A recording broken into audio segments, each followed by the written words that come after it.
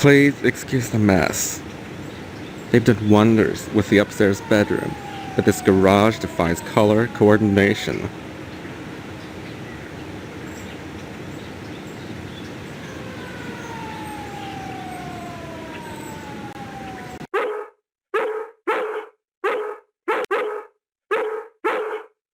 Don't bother me, I'm sketching. Oh, look what you made me do! Hello, Steve. Welcome to the House of Flame, as we like to call it. Oh, cut it out, Spots, honestly. Once he gets barking, a good piece of meat is the only way to shut him up. There you go, Spot.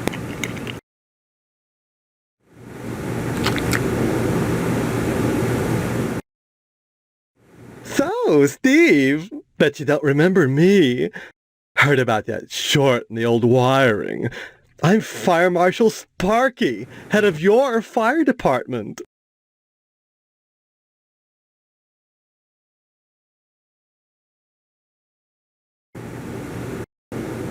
Don't be silly. Everyone thinks that amnesia kick is a scream.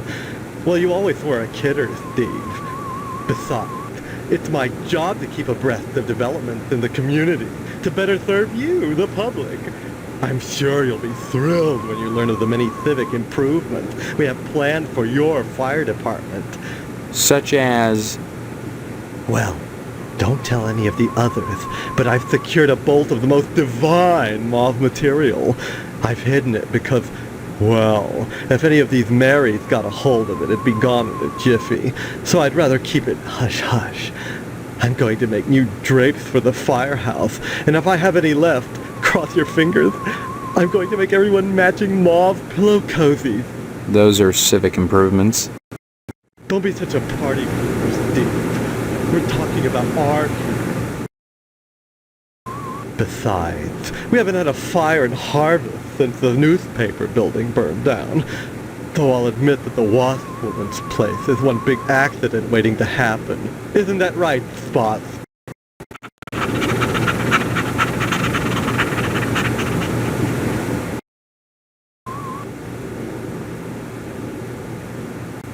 A dreadful affair.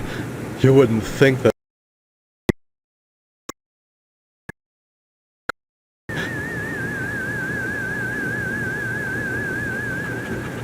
Oh, please. Dwayne was glad enough to see the thing go up, and so was McKnight. If you could get into that safe in his wall... Forget it. Look, Steve, as far as I know, the fire was an accident. Let's just leave it at that. Now don't you go moving.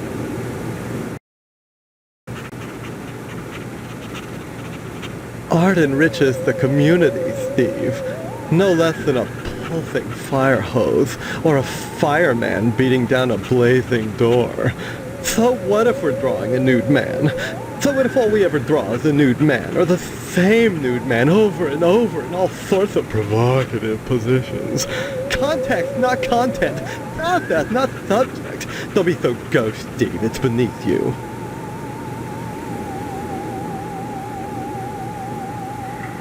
Spots is a dandy watchdog, but like the rest of us, he has one awful vice. None of us can resist a nice cut of meat.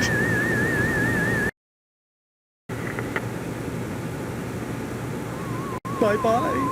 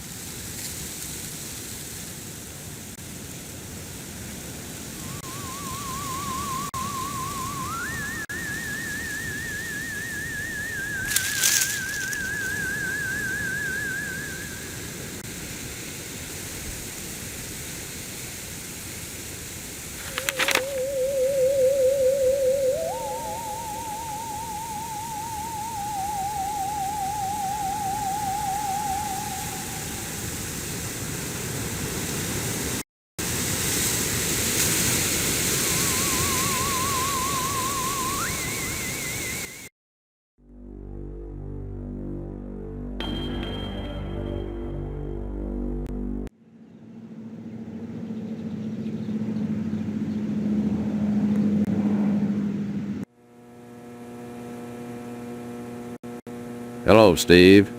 Let me introduce myself. I'm Sheriff Day-1, and this here's Loomis. Pleasure, I reckon. Then, we haven't met before? Of course we have, but I heard about your alleged amnesia and figured I'd play along. I sure hope this is just a prank, and not the start of some insanity plea.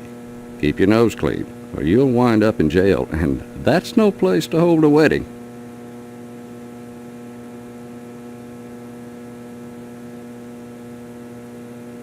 Why do you want to break your poor mama's heart with all this amnesia bunk? I'm telling you the truth. Why won't anyone believe me?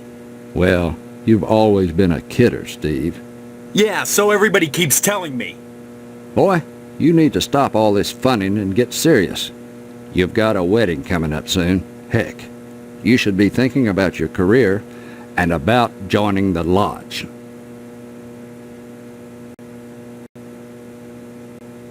Amnesia or no, you can't have forgotten you're about to marry the prettiest little thing in Harvest. I think you and Stephanie are perfect for each other. I just hope her father's disappointment doesn't spoil everything. Disappointment? Mr. Potsdam wants to hold the wedding in the lodge, but he'll never get in.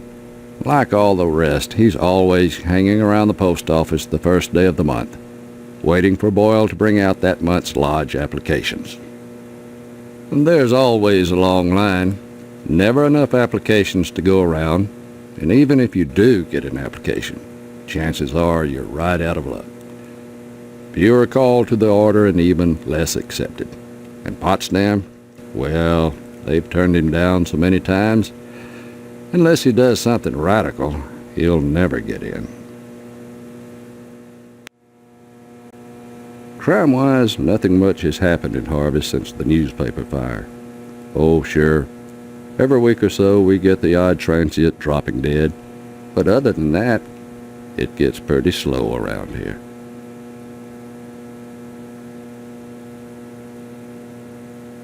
Sure, you remember. The Sentinel building burned down about 6 months ago. That's what I'm telling you, Sheriff. I don't remember anything. Why won't you believe I have amnesia? Well, you've always been a kidder, Steve. Anyway, the fireman said the fire was caused by arson. I never caught the perp, though. But we found the gas can that was used. Yes, sirree, Bob. It's in the evidence room. Loomis, that's classified. Darn it. How many times you gonna have to tell me to keep my mouth shut, I wonder? Sorry, boss. You've got the gas can in the evidence room? Did you dust it for prints? You've been watching too much TV, Steve. Heck, who can make out all those curvy lines anyhow? No, it's sitting in there gathering dust, clean as the day we found it. Just in case I ever need a spare gas can. That case is closed, Steve. Loomis here is my deputy. Without him, I'd have a hard time keeping the peace, or at least taking a lunch break. Mainly Loomis answers the phone and babysits the office while I'm out, though sometimes he likes to go in the back and stain the jail mattress. Isn't that right, Loomis? Oh, now, Sheriff, what you gotta go and say that for? Loomis has more than his share of problems. I wouldn't invite him to the wedding. Or if you do, make sure he doesn't catch the garter. That could be embarrassing. Oh, I wouldn't do nothing, Dwayne. But I sure would like a little garter that's been around Stephanie's thigh. Oh, well, that'd be right special. Stop on by any time, Steve. Anything I can help you with?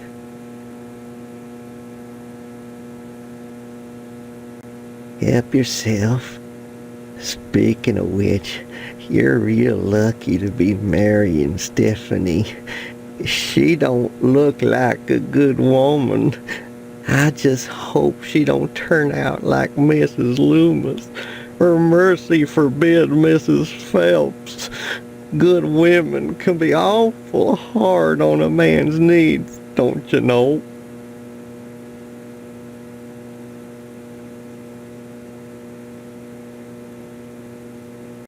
Oh, gosh, I wish I had some of them girly pictures, but Mrs. Loomis won't let me keep 'em in the house. I still remember the time she caught me holding some of them pictures up with one hand. She took the broom to me.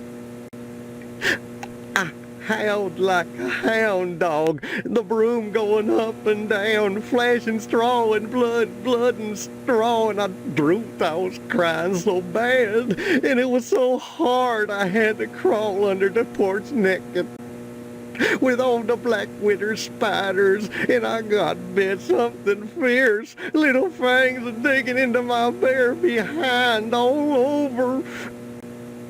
I ask you, is that any way to treat a man? And Mrs. Phelps and the sheriff don't make it no easier neither.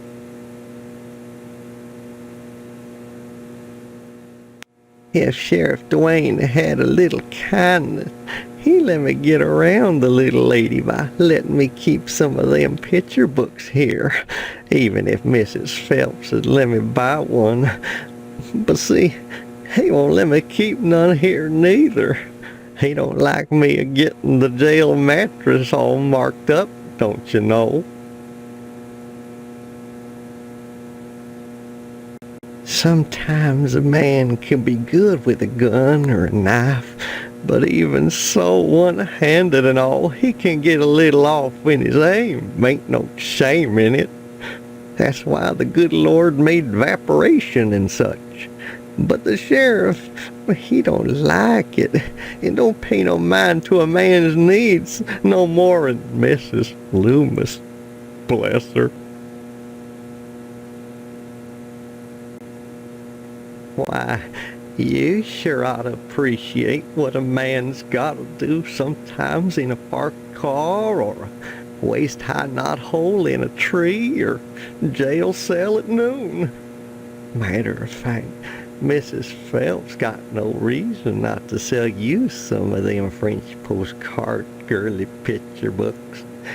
If you can get any, and see clear to part with them, bring 'em round when the sheriff's at lunch, and I'd be obliged.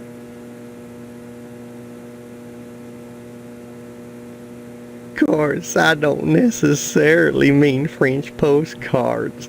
That's just what we called them in my day. Any kind of girly picture book, the kind men like, would be just dandy.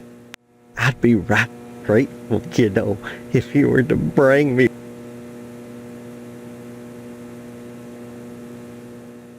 any time, kiddo.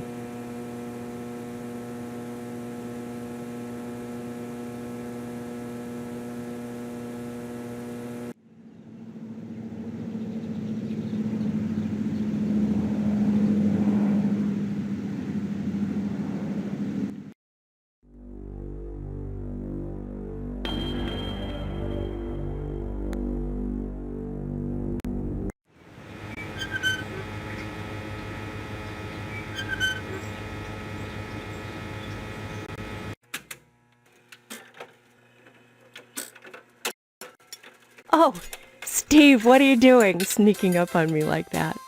God, for a second I thought you were Mr. Johnson. What would you like to order? Sure. And my name's Edna Fitzpatrick. I'm not the one with amnesia. Then you believe me. Well, you always were a kidder, Steve. I guess I've changed. I'm not kidding. Now, Steve, faking amnesia won't help anything. If you don't want to marry Stephanie, then don't. But don't play sick, for heaven's sake. I'd expect that from Karen, not an 18-year-old. You've met Karen, my 8-year-old. Other than the diner, she's all I have.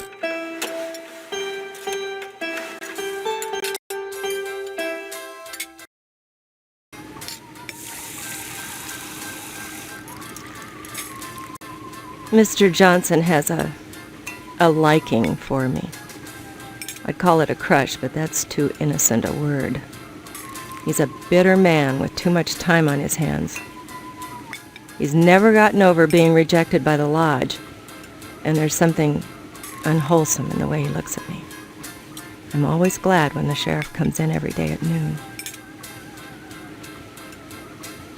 The lodge is the repository of all wisdom. You should join the Order of the Harvest Moon, Steve, and soon. Why? For God's sake, what is it about this place? The wheat ripens and waits not for the scythe. The farmer who waits too long, it were better that he use the scythe to rip his own stomach out than to stay his scythe when the wheat ripens. The harvest moon wanes and then comes winter. An empty belly, the body sun's belly, gurgling within or bloody on the ground. What does it benefit a man if he gains his soul and loses the world? You hunger. Feed yourself before it's too late. Oh. Edna? Steve. What happened? Were we talking about Boyle? Or was it Karen? You seemed strange there for a minute. I'm sorry. I'm under a lot of stress. Running this diner all alone. Forgive me. Stop by anytime, Steve. Hi, what's your name? Karen, What are you doing? playing. My mom is working, so I gotta stay out of her hair. Wanna play? Not now, maybe later. Okay. Bye-bye. Hello there, Steve. Here for lunch? No, just here looking around, though I'm not entirely sure where here is. Oh, I forgot.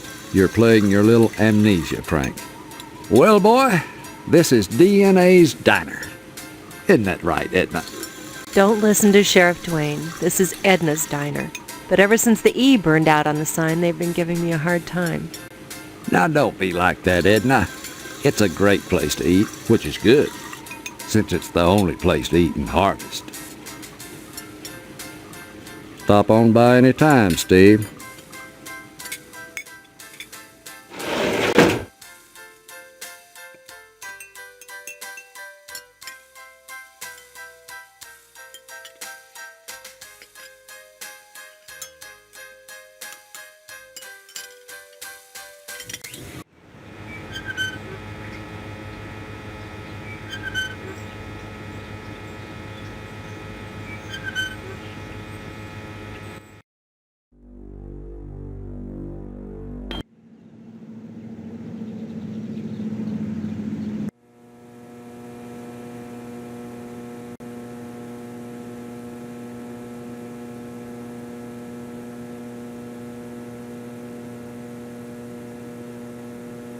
Oh, oh, by George. Oh, by Jiminy. Oh, this here's the real thing. Oh, can I have it? Oh, oh, thank you, Steve. Excuse me, kiddo.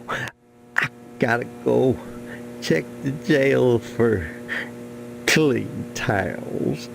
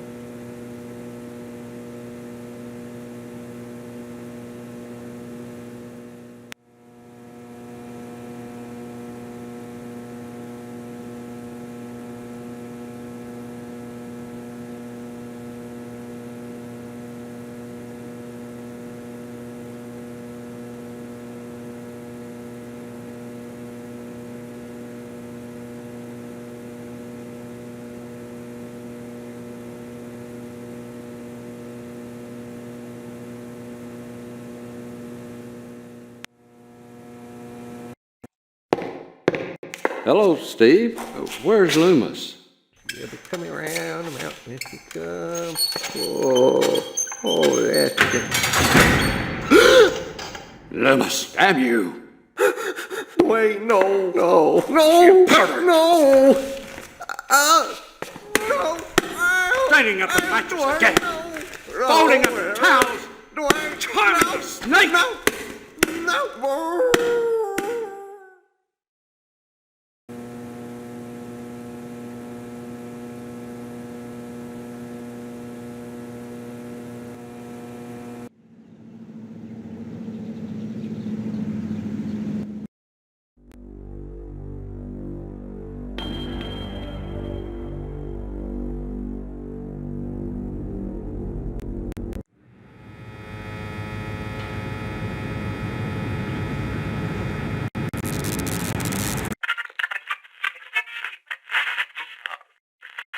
Stay tuned, buckaroos. There's more to come on Range Riders Cowboy Roundup. So don't go away.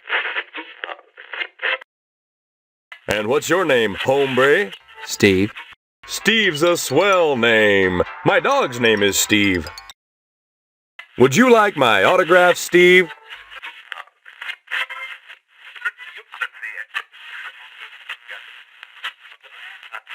You'd want to talk to Mr. McKnight, buckaroo. I'm just Range Rider, the cowpoke's cowpoke. You gotta excuse me, youngin'. I gotta ski-daddle to the watering hole and back before the commercial's over. Violence? What about it?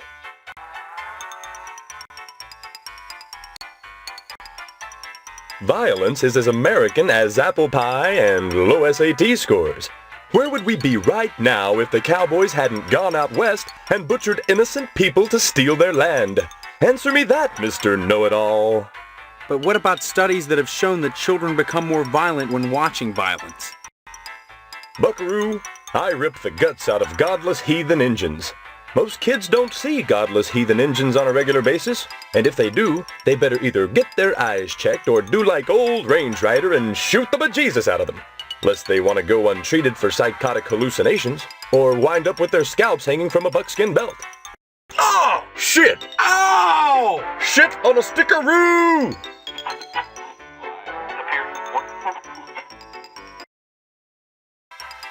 The parents that are griping about violence on TV are the same parents that go outside in the morning to fetch their papers, secure in the knowledge that they won't get an arrow through the noodle because the violence they hate so much done cleared the Injuns out of the neighborhood. Yeah, civilization has benefited from violence. But should violence be treated as entertainment? Check my rating, son. Violence is entertainment. I just put it on the air. If some kid watches, that says something about the kid, not me. Now, excuse me, we're going back on the air.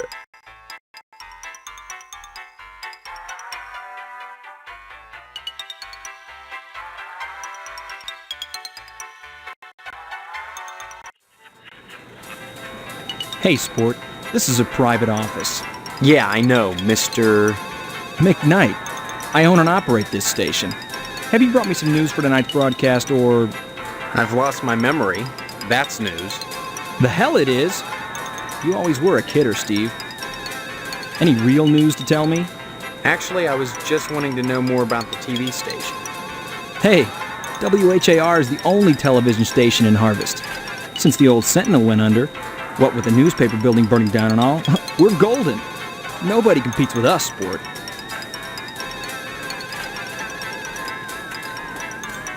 Partners? I run the whole show solo, pal.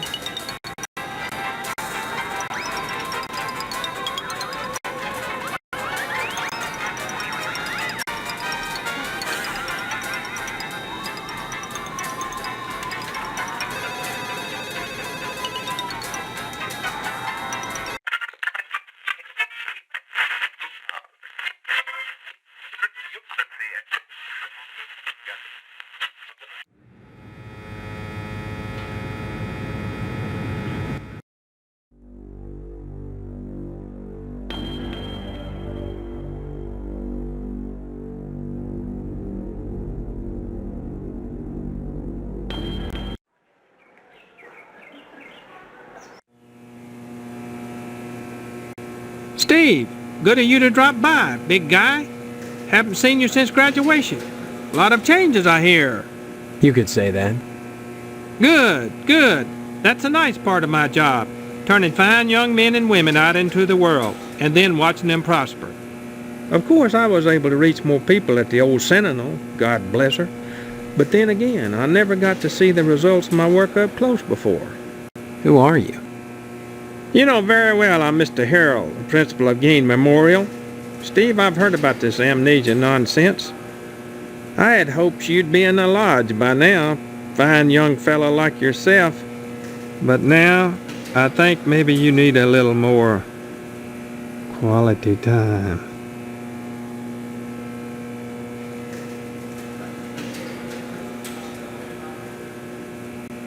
Boy, I sure miss the old newspaper. The sheriff never did investigate that fire properly. Call it a newspaper man's instinct, though I can't imagine why Sheriff Dwayne would cover up anything. I mean, the only ones who stood to profit from the newspaper going out of business was the owner of the TV station, and Mr. McKnight had an airtight alibi. Still, if not for the fire, I never would have wound up as principal of Gain Memorial. Gain Memorial? Sounds like a cemetery or a hospital, not a school. This institution was named for a great man, whose first name escapes me. He epitomized the great potential within us all, big guy. I hear there's an honorary plaque commemorating him within the lodge. Big guy, born some quality time, the greatest gift I can bestow upon you as your former principal is a word of advice. Join the Order of the Harvest Moon at any cost. Within the lodge lies your future, and without, dust.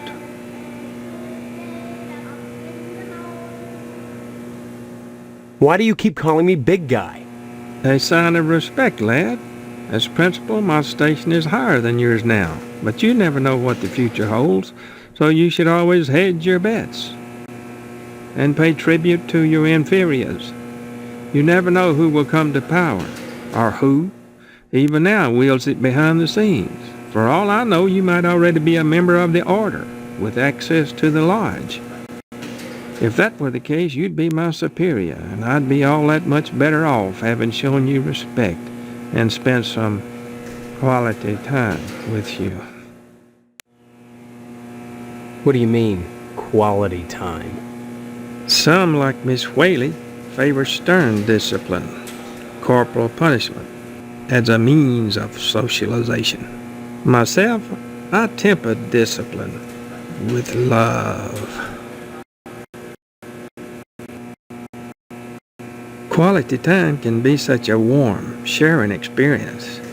After just a few sessions, you'd stop this amnesia nonsense and become a productive member of society and a fit candidate for the lodge. Drop in again soon. Adult education is a wonderful thing, as is adult quality time.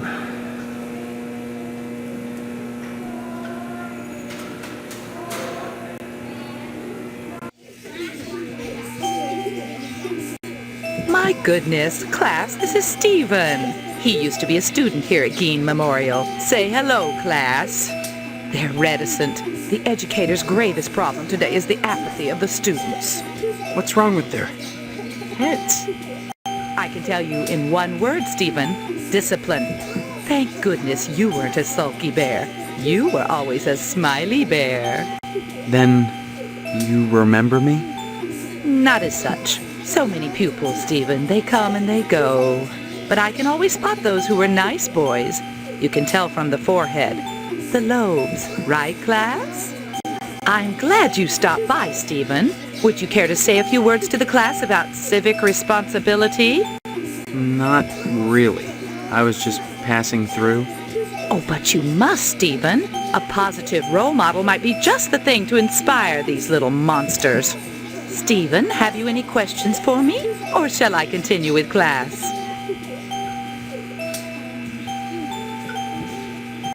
back away then. We don't practice corporal punishment here. I've never believed in that old adage, spare the rod and spoil the child. A rod is too thin, but a baseball bat? That bridges the generation gap quite nicely.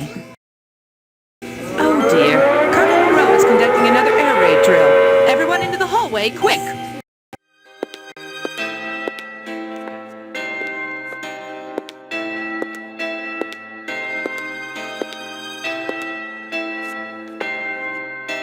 If an A-bomb hits, what good is it gonna do to duck and cover?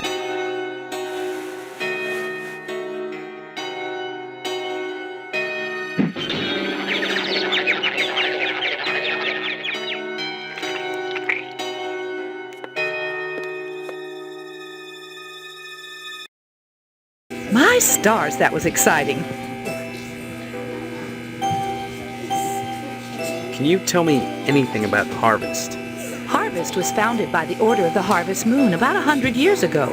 For what purpose? Why, I'm sure you'd have to ask them. You'll find the members of the Order at the lodge.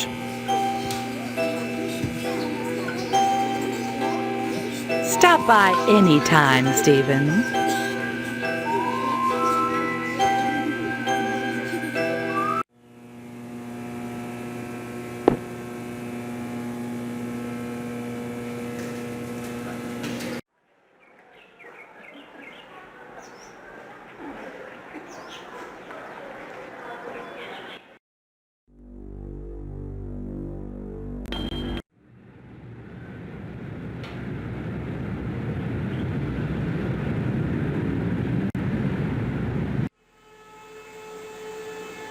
Steve, how's your father? Is he better?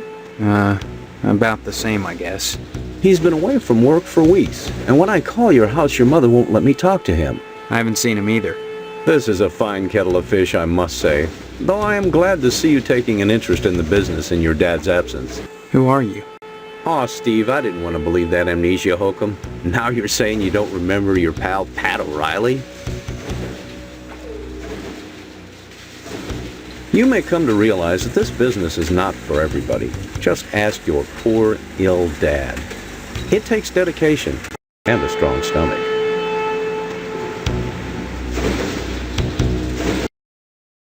A lot of times, when I'm finished scrubbing up and digging the bits of intestine out from my fingernails, I must confess I don't have much appetite for red meat.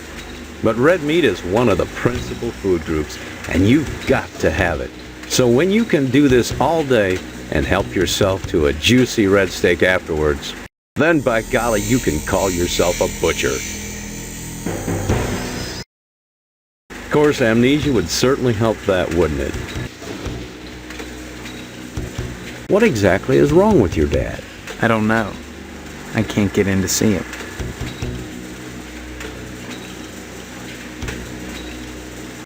Come to think of it, I don't see any cattle around here. Where do you keep the animals? Does it matter? The end product is all the customer cares about, Steve. And we only carry the finest meat. Only the juiciest cuts. Once you take over the business, you'll realize the importance of maintaining quality while cutting costs. We know what we're doing here, Steve. If we didn't, would the lodge use us to cater their affairs?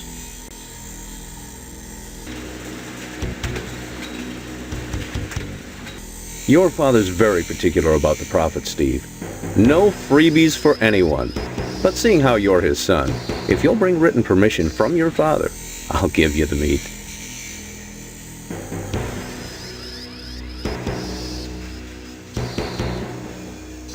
There are certain tricks of the trade, Steve. Once your dad gets better and you start working in here cutting up the meat, you'll be privy to them. There's always cheaper, better ways to do things, if you're creative.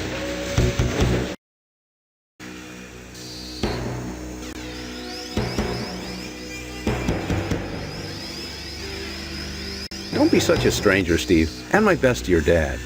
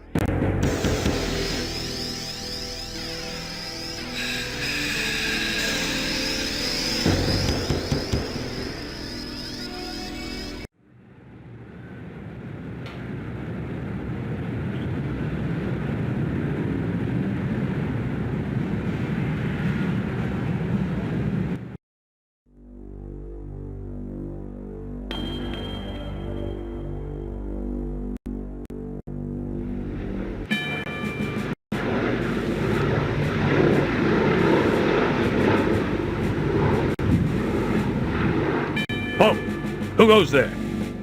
They tell me my name is Steve. All right. This is Section 21. Keep your distance, son.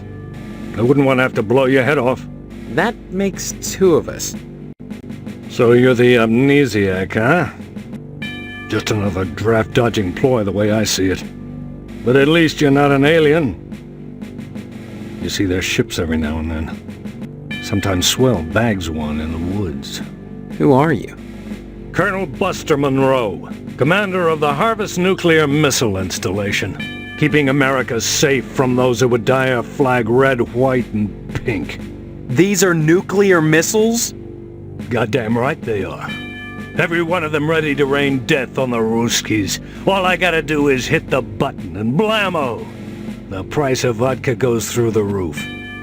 Along with the vodka. Well, I suppose you have, safeguards against accidents? Safeguards?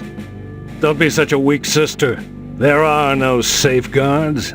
This is the 50s.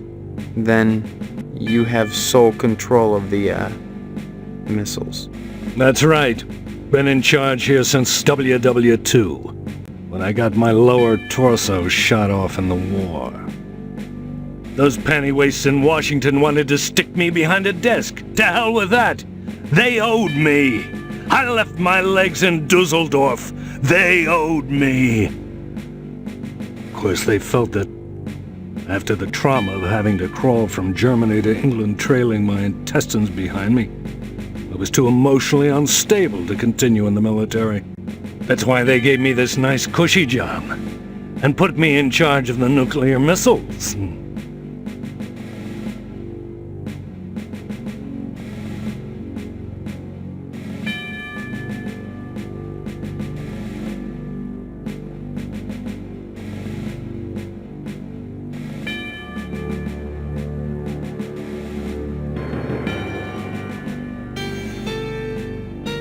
You say before you came to Harvest, your lower torso was shot off in the war? That's right. I was behind enemy lines. The night was dark. The rain wet. Plastique I was supposed to rig the bridge with, precariously sandwiched between my knees as I crawled in the muddy mud. I didn't see the Jerry taking aim at me with his machine gun until half of me was flying through the air. With a quick spray of bullets in a straight line, he'd shot my body clean in two. My lower body landed at that Jerry's feet. I can still hear him laughing as I started crawling in the general direction of England, calling behind me in broken English, "Mein Freund, where is your legs? Looky, what have we here? Some legs? Hey, did anyone lose some legs?" I'll never forget looking back over my shoulder and seeing that crowd doing the can-can with my legs. Till a few weeks later, with only my compass and a pair of nylons, I made it back to safety. Now the Krauts are our friends and the commie bastards are our enemies. But even so, there's at least one crowd out there that I'll never invite over to Sunday dinner.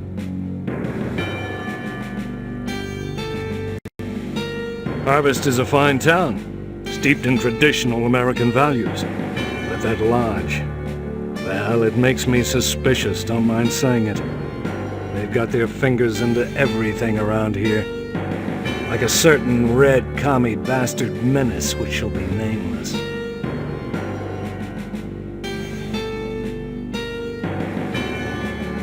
You read me wrong, mister. I think you should join the lodge, infiltrate it, and report back on any Red sympathizers. Your report could affect my decision on what I've got to do.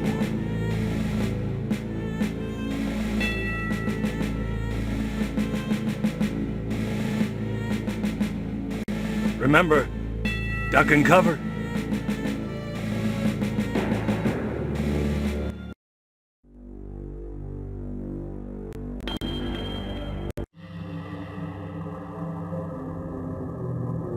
Only initiates may enter the Hall of the Order of the Harvest Moon. Did you say something? I did not speak, but my mind touched yours. Telepathy? But how? Only those who seek enlightenment warrant my attention. Do you hunger for true knowledge? There are always obstacles to the path. You must first fill out an application to be considered for initiation into the mysteries.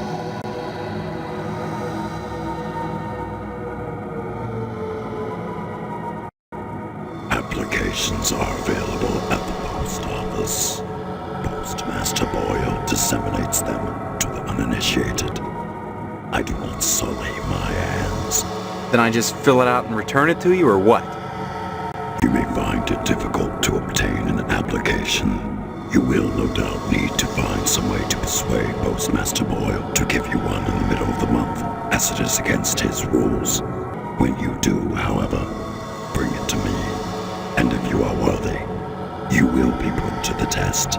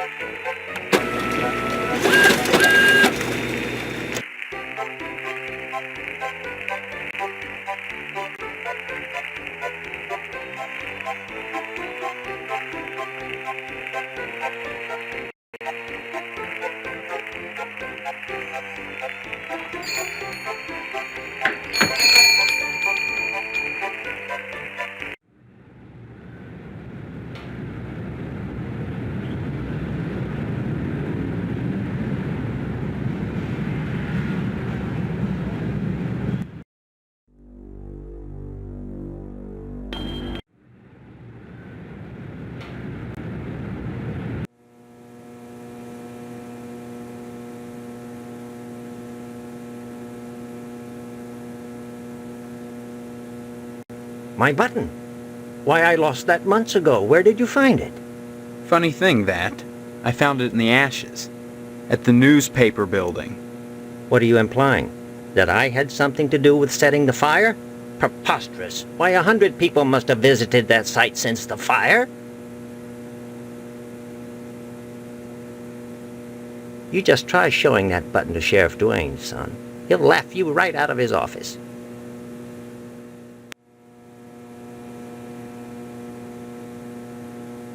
What does this mean?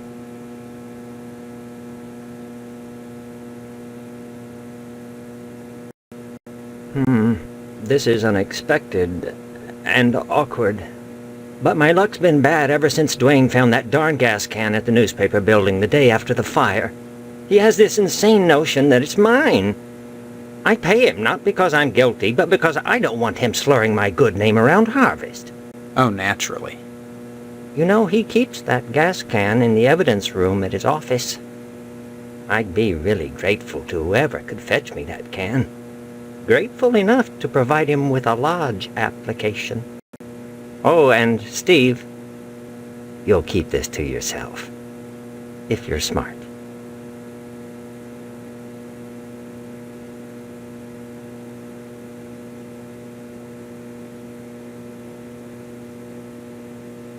Oh my God, I can't believe it. After all this time. Where's my application, Boyle? Here, take it. With my thanks. You know, this morning as I was making my rounds, I noticed an awful lot of television aerials on the roofs. Seems like more and more each day. You got me this can just in time, youngster. I may have need of it again. What do you mean? There's another reason why Sheriff Duane didn't investigate the Sentinel fire. If you'd like to get something else on the blackmailing bastard, check around the television station. While you still can.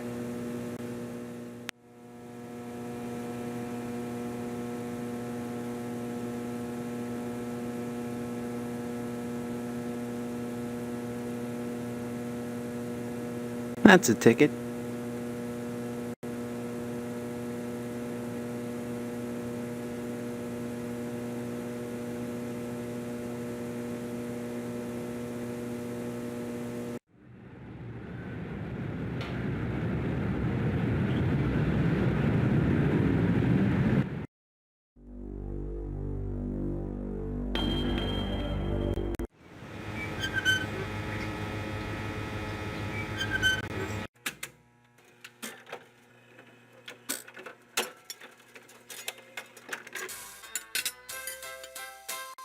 Now, where did you get these, Steve? I guess not. Of course, I could kill you right now. But you won't, because I've got the original checks, which prove that Boyle burned down the newspaper building, and that you've been blackmailing him to keep it quiet. I've hidden them. Anything happens to me, they might turn up. Soon. Uh-huh.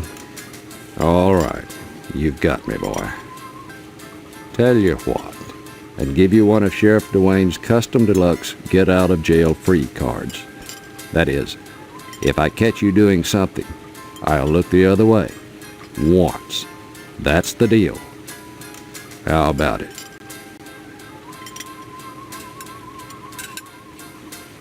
All right.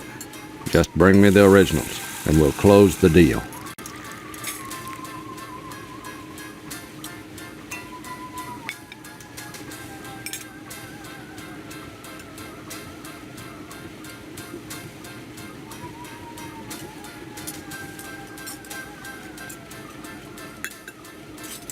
So, you brought them after all, did you? That's right. And you said something about a get-out-of-jail-free card? Yeah. But can you give me a good reason why I shouldn't just kill you right now and take them back?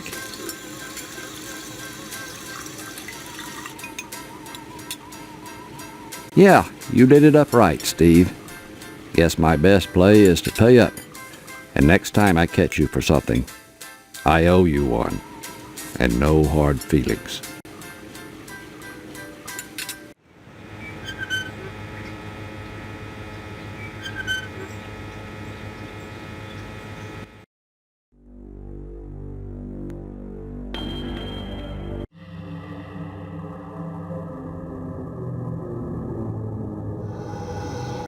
I see you've managed to acquire an application. That demonstrates resourcefulness, a desirable trait for prospective members. You need a rest. Report back here for your next assignment.